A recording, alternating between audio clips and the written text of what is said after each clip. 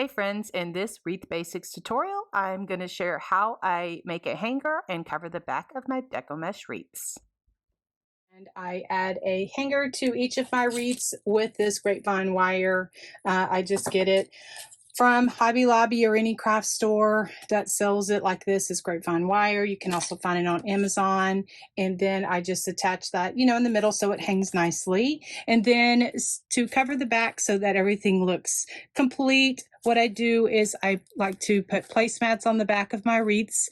And I usually like to get a bunch of these at Hobby Lobby during the fall season when they had them on sale. And then I just take some extra pipe cleaners, and then I just attach it to the frame all the way around. And then if I don't have these, I'll use the placemats from Dollar Tree or anywhere I can find nice placemats to cover the back.